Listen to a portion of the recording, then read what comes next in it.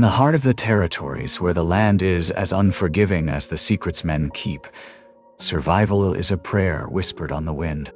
For Ilara Vance, that prayer had a name: Silas Blackwood.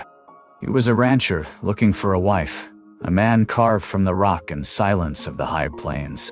She was a widow with 2 children, and a third hidden beneath the worn fabric of her dress, a truth she'd sealed away with her hope. The letter she sent was a gamble. The silence that answered was a void. But the most dangerous things in the West aren't the storms or the dust. They are the unspoken truths and the wild, desperate pulse of a heart that refuses to die. When she finally stood before him, a ghost of a woman against a backdrop of endless sky, she didn't know if she was facing her savior or her final judgment. She only knew that the silence between them was louder than any storm she had ever faced. Part 1. The Weight of Silence. The train's whistle was a blade cutting through the oppressive heat of Dry Hollow. For Ilara Vance, stepping onto that dusty platform felt less like an arrival and more like a surrender. She clutched the small hands of her children, 6-year-old Samuel and 4-year-old Rose, their faces pale beneath layers of trail dust. Her own body felt heavy, not just with the child swelling in her womb, but with the crushing weight of her deceit. The telegram had been a lifeline thrown into the wreckage of her life. Widower rancher seeks wife. Stop. Can provide home. Stop. It was a bargain made in the dark, a trade of her untold truths for their survival. And then she saw him. Silas Blackwood. He wasn't just a man. He was a piece of the landscape, tall and broad-shouldered, with a hat shadowing eyes that seemed to hold the vast, lonely expanse of the sky. He moved with a predator's economy, each step deliberate, closing the distance between them. When his gaze finally landed on her, it wasn't a glance, but an assessment. It swept over her worn dress, the tired lines around her eyes, lingered on Samuel's nervous stance, and Rose hiding behind her skirts, and came to a hard, final stop on the undeniable curve of her belly. The air crackled. The silence stretched, thin and sharp. "You're Ilara Vance," he stated. It wasn't a question. "I am," she whispered, her voice a dry rustle of leaves. She forced herself to meet his eyes, steeling herself for the inevitable dismissal. His jaw, a hard line of granite, tightened. "The letter," he said, his voice a low rumble like distant thunder. "It mentioned difficulties. It didn't mention this." His gesture was curt, a flick of his chin towards her children, towards her stomach. It was a brand of accusation. A hot shame washed over Ilara, but she held her ground. Her pride was a luxury she'd buried with her husband.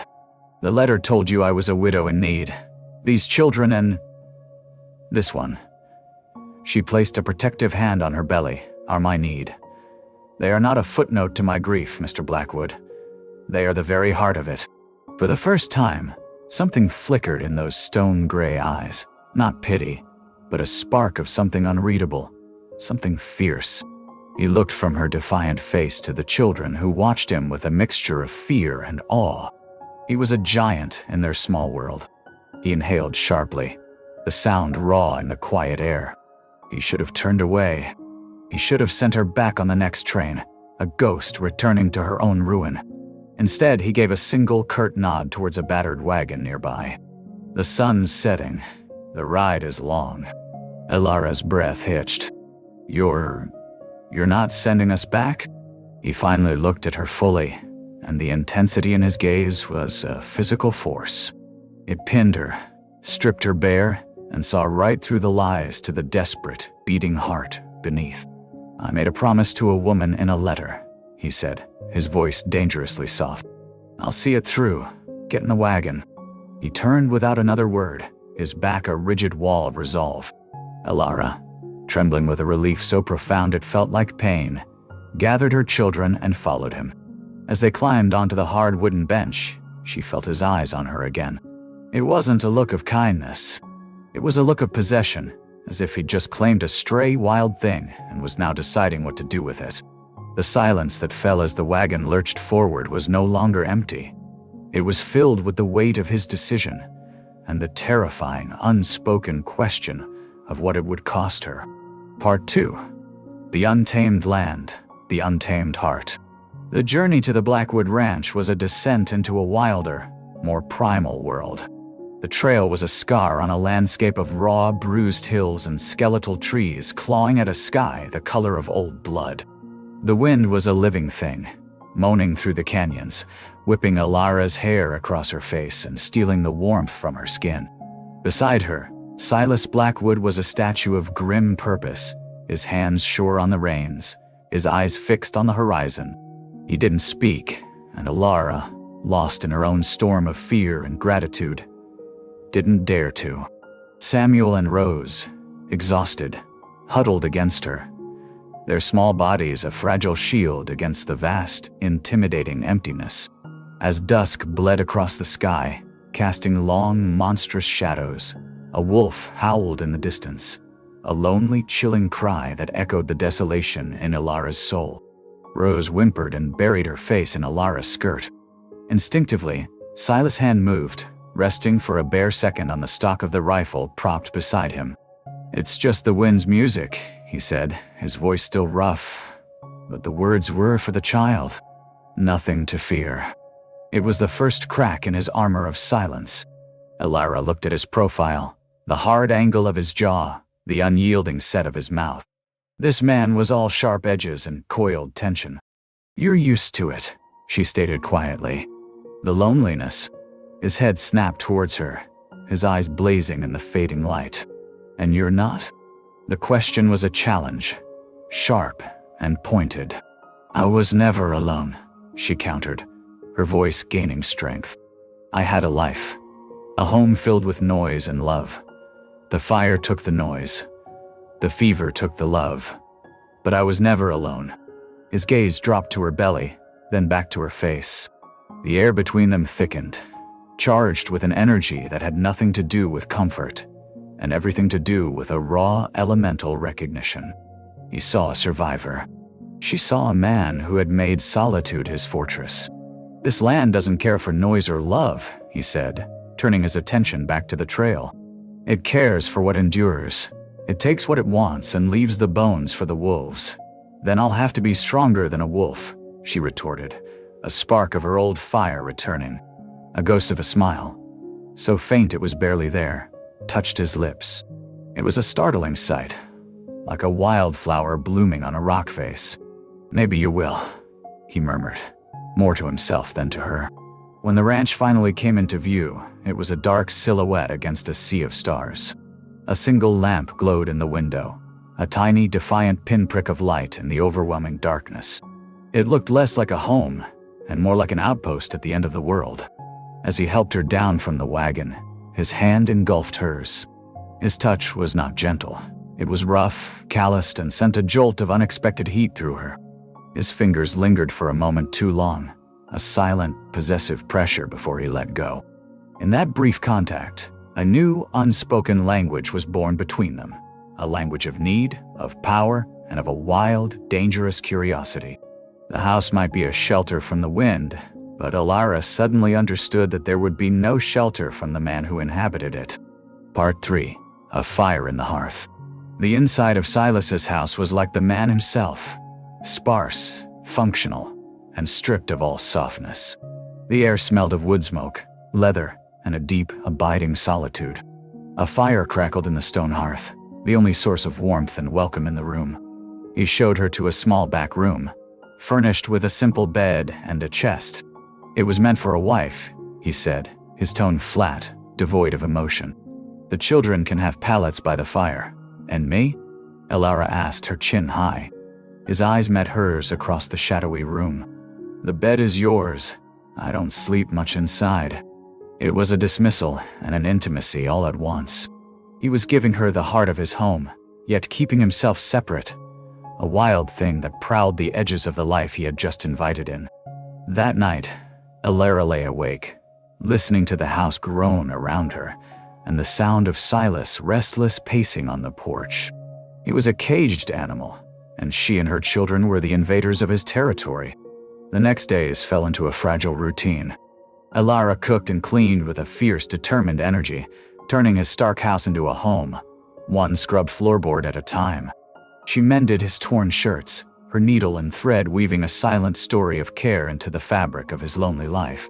The children, sensing the tense truce, were quiet and obedient. Sam helped chop kindling, his small face serious with responsibility. Rose, with her wide, watchful eyes, would leave wildflowers in a tin cup on the table. Silas watched it all. He rarely spoke, but his presence was a constant, powerful force. He would leave a brace of rabbits on the porch, a bucket of fresh milk, a slab of honeycomb dripping with golden sweetness. They were offerings, not gifts, provisions for the interlopers he had yet to accept. One evening, a storm broke, a furious onslaught of wind and rain that rattled the very bones of the house. The children were asleep, and Alara was by the hearth, her hands resting on her belly, when the door flew open. Silas stood there, soaked to the skin, his shirt plastered to his muscular chest, his hair wild. He carried a newborn lamb, its body limp and cold. It was born in the storm. The mother abandoned it, he said, his voice rough with frustration. He knelt by the fire, wrapping the tiny creature in a dry sack. Alara moved to his side without thinking, her hands reaching out. "Let me." She took the lamb, cradling it against her chest, her own maternal instincts surging. She rubbed it gently, murmuring soft words, her fingers working to bring warmth back to its fragile body. Silas didn't move. He simply watched her, his gray eyes burning with an intensity that made her skin prickle. He wasn't looking at the lamb. He was looking at her, at the gentle curve of her neck, the fierce tenderness in her expression, the way the firelight turned her hair to molten gold. The storm raged outside, but inside, in the small circle of firelight, a different kind of storm was brewing. "You have a soft touch," he said, his voice a low growl. "For someone with so much fight in them, a woman must be both," she whispered, not looking up. "To survive." He reached out, his hand hovering for a moment before his fingers brushed a stray, damp strand of hair from her cheek. His touch was electric, a brand of heat that seared through the cold fear she'd lived with for so long. "And you, Alara Vance," he murmured, his voice thick with a raw, new emotion. "You are a survivor." The lamb bleated weakly in her arms, a tiny cry of life in the face of the storm. In that moment, Alara knew the fire in the hearth was not the only one she had to be wary of. The one in Silas Blackwood's eyes threatened to consume her entirely. Part 4. Scars and Confessions. The storm passed, leaving the world washed clean and glistening. The truce in the house had shifted, subtly but irrevocably. The silence between them was no longer empty. It was charged with unspoken words, with the memory of his touch. A few days later, Alara found Silas in the barn, mending a leather harness. The scent of hay and horseflesh hung in the air. He worked with his back to her, his shoulders broad and powerful, the muscles in his arms cording as he pulled the thread tight. "You should have told me," he said, without turning. "The truth, all of it." Alara's heart hammered against her ribs. Would it have mattered? Would you have answered the letter of a pregnant widow with 2 children in tow? He finally turned, his face a thunderous mask. "It would have mattered because the lie stood between us from the first moment. You came here under a false flag. I came here with my children's lives in my hands," she flared, her voice ringing with passion. "Honesty is a luxury for those who have other choices. I had none. I had you. A name on a telegram, a phantom of hope in the darkness." He stalked towards her, closing the space until she was backed against a rough wooden stall. He placed his hands on the wood on either side of her head, caging her in. He was so close she could feel the heat radiating from his body, see the flecks of silver in his gray eyes. "And what am I to you now, Alara?" he growled, his voice a low, dangerous vibration. "Still a phantom? A roof and a meal?" Her breath caught in her throat. The raw, masculine scent of him filled her senses. This was not about the lie anymore. This was about something else entirely, something primal and terrifying. "You are the man who didn't turn us away," she whispered, her voice trembling. "I didn't turn you away because I saw the scar on your soul and recognized it," he confessed, his voice dropping, becoming thick with a pain she'd never heard before. This ranch, this solitude, it was my own hideout from the world. My wife, she died here. In childbirth. The child with her. The confession hung in the air. A raw, gaping wound. Elara's anger evaporated, replaced by a wave of profound empathy.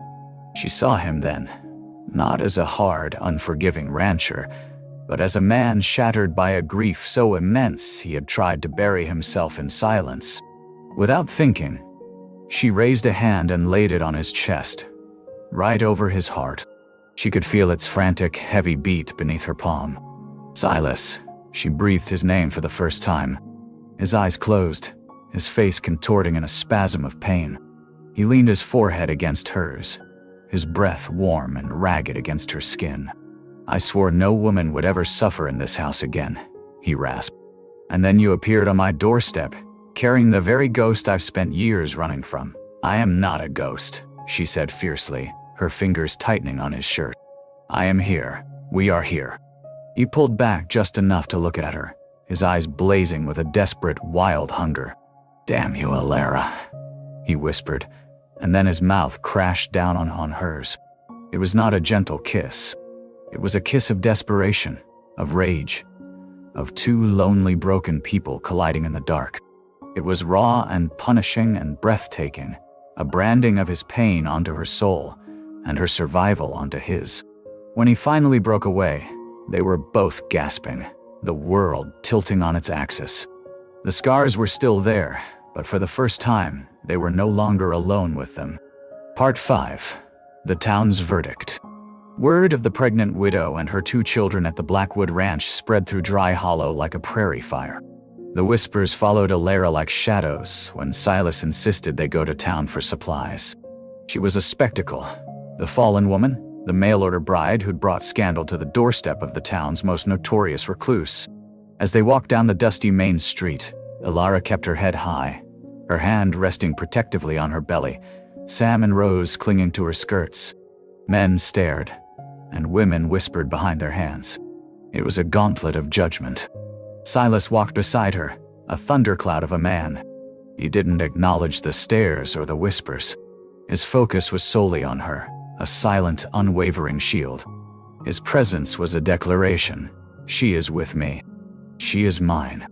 The confrontation came in the general store. Martha Allen, the baker's wife and the town's chief purveyor of gossip, blocked their path. "Well, Silas Blackwood," she said, her voice dripping with sanctimonious pity. "I see you've taken in strays." Her eyes raked over Elara, lingering on her swollen stomach. Before Elara could speak, Silas stepped forward, positioning himself slightly in front of her. His voice, when it came, was deadly calm. "Martha," he said, his gaze as cold and hard as a winter frost. "This is Mrs. Blackwood, and these are my children. If you or anyone else in this town has anything to say about my family, you will say it to my face." A collective gasp went through the store. "Mrs. Blackwood, wow." The lie was audacious, a gauntlet thrown at the feet of the entire town. It was a claim, public and irrevocable. Martha paled, stammering. I only meant, I know what you meant," Silas cut her off. "Now if you'll excuse us, my wife needs flour." He placed a hand on the small of Elara's back, a gesture of both possession and protection, and guided her towards the counter. The touch burned through the fabric of her dress, a searing brand of his claim. The whispers died into a stunned silence. On the ride home, Elara was the one who was silent. Her mind reeled. Mrs. Blackwood. He had bound her to him with a public lie, a shield forged from his own stubborn pride. "Why did you do that?" she finally asked, her voice barely audible over the creak of the wagon wheels. He didn't look at her, his eyes fixed on the trail ahead. "Because their judgment is a poison, and I will not let it touch you. Or them." He gestured back to the sleeping children. "It was a lie," she said. "It was a promise," he countered, finally turning to look at her, his eyes dark with an emotion she couldn't name. "In that store, I wasn't just defending you. I was choosing you. I'm tired of ghosts, Elara. I'm tired of silence." He reached over and took her hand, his rough fingers lacing through hers. It was not the passionate, desperate grasp of the barn. It was a steady, resolute connection. "This family," he said, his voice thick with conviction, "the one you brought to my door. It's the only thing that's felt real in years. I won't lose it." Tears welled in Alara's eyes, but they were not tears of sorrow. They were tears of a fierce, overwhelming gratitude. He had not just given her a home, he had given her his name, his protection. He had built a wall around them with his own body and will. And in the wild heart of the West, under the vast and lonely sky, Alara knew she was finally, truly safe. Part 6. Where the Storm Ends. The first pains came with the sunset, painting the sky in violent streaks of orange and purple. The day's heat gave way to a sudden, chilling wind that moaned around the corners of the house. It was as if the world knew. Alara gasped, her hand flying to her belly as a sharp, wrenching cramp seized her. Silas was at her side in an instant, his face a mask of controlled calm. But she saw the terror lurking in the depths of his eyes. The ghost of his past had returned. "It's time," she panted, sweat beading on her forehead. He moved with a desperate urgency, his actions a stark contrast to his forced calm. He stoked the fire until it roared, boiled water, and spread clean linens on the bed, his hands shaking slightly. He was a man fighting a war with his own memories. The night was an eternity of pain and fear. The wind howled like a banshee, and through it all, Silas stayed with her. He was her anchor in the storm. He held her hand, wiped her brow, and whispered to her, his voice a raw, steady mantra against the screaming wind and her own cries of pain.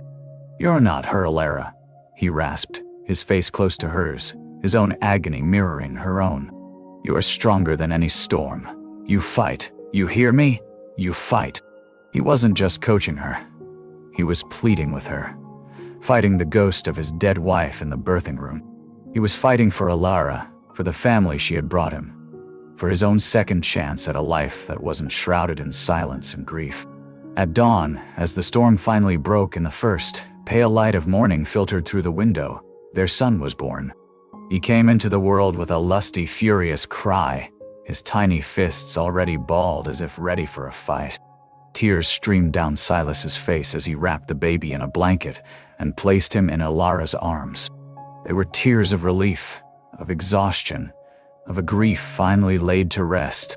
Alara, broken and reborn, cradled her son, her heart overflowing.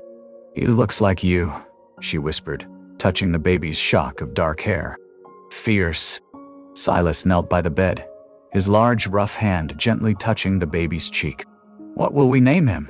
he asked, his voice thick with emotion. Alara looked from her newborn son to the man who had faced his own demons to bring him into the world.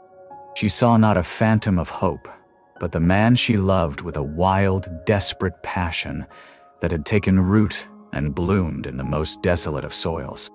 "We will name him Jedediah," she said softly. "Jedediah Blackwood, a name for a son, a name for a future." She reached out her free hand, and he took it, his fingers gripping hers tightly. The ghosts were gone, chased away by the cry of a newborn and the steady beating heart of a family forged in fire, built on secrets, and sealed by a love as wild and enduring as the land itself. The house was no longer silent. It was filled with echoes of laughter, the promise of the future, and the triumphant sound of life beginning anew. In the untamed West, stories aren't written in ink. They are carved into the land by hardship and into the heart by love. The story of Silas and Alara wasn't a fairy tale. It was a testament to the fact that the most broken things can be mended, and the most silent places can be filled with song. They learned that a family isn't just about blood, but about the choice to stand together when the storms come, to face down the ghosts of the past, and to build a future, one sunrise at a time. Their love, born of desperation, became their fortress, a wild, passionate, and enduring shelter against the wind. It reminds us that sometimes the greatest courage is not in fighting, but in allowing oneself to be saved, and that true hope is not the absence of storms, but the promise of a hand to hold in the darkness. Thank you for joining us at Wild West Stories. If this tale of resilience and love touched your heart, please consider subscribing to our channel, liking this video, and sharing it with others who appreciate that the most powerful stories are often whispered on the wind.